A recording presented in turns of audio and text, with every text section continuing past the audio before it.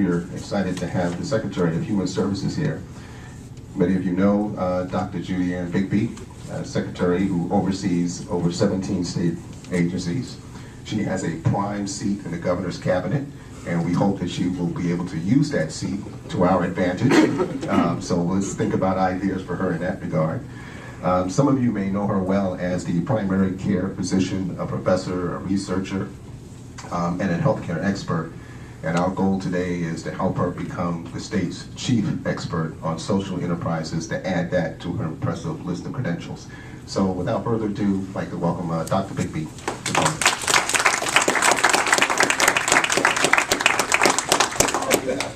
Can you hear me if I don't use the microphone? Great, because it will be very hard for me to do that.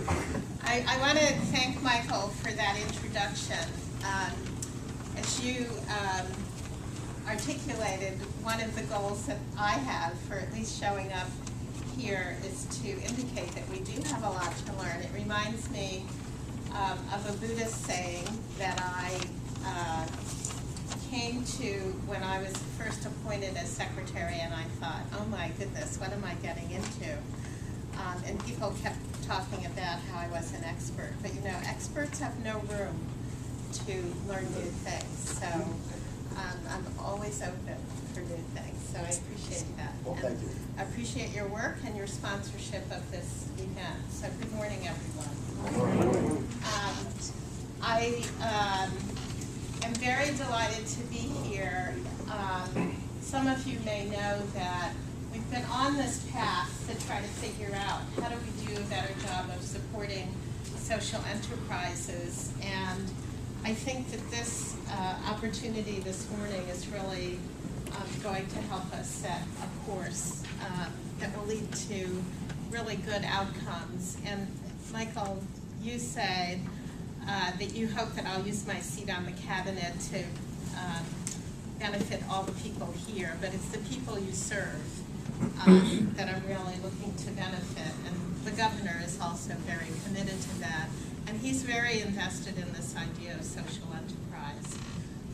I understand that, even though I see a few open chairs here, that this idea of coming together to envision how social enterprises could come together and learn about opportunities for growth and development is something that as soon as we put out the registration was filled completely within 24 hours. And so I think that the enthusiasm and the energy around this issue is certainly obvious.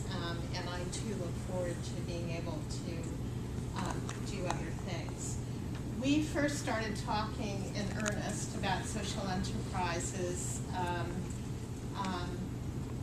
2 years ago at the Human Services Forum that we sponsored at UMass. And I want to thank Assistant Secretary and Deputy Assistant Secretary Marilyn Chase and Kathy Betts for really taking the responsibility for making sure that we keep in mind what we said we would follow up on from that conference and keep it going. As you know, we're juggling a lot of things, but we do hold on to this, and it's something that we're very invested in. Our interest in social enterprises is fueled by Michael Weeks' persistence that we keep paying attention to it, but also our recognition that this is really a great opportunity to grow jobs, to make investments in social services, and also make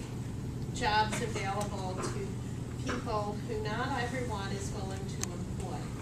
People with disabilities, people who may have some past involvement in the criminal justice system, people who have been hard to employ and hold down jobs in the past.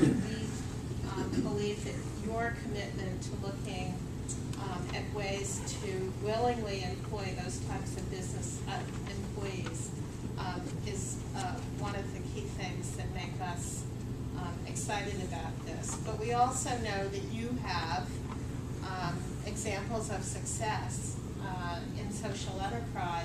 that not only employ different types of individuals, but you do well in your business, you make profits, and you use that to invest in the social good. And so everybody is a winner under those circumstances.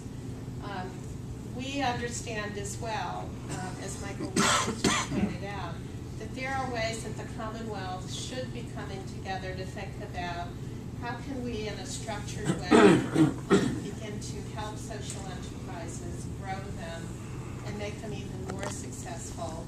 And that's why we're so happy that we have partners here from OSD and others in the state who know about small businesses and are here to share those types of resources and to think with you about what we can do in state government to advance your purpose.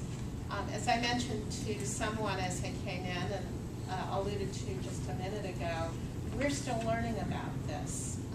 There's a lot that we need to learn, and I think there's a great opportunity for us to grow together in partnership to try to figure out what is the best way that we can support this type of enterprise toward the common good of creating jobs in the Commonwealth, making more resources available to support the types of programs that we know will make a big difference in people's lives, while at the same time benefiting the state, because for every dollar you're able to generate through social enterprises, it's just another dollar that we can invest in our budget in ways where we know we have need and where there are gaps and we're struggling to keep up with some of the priorities that we have in state government. So again, everybody becomes a winner under those circumstances.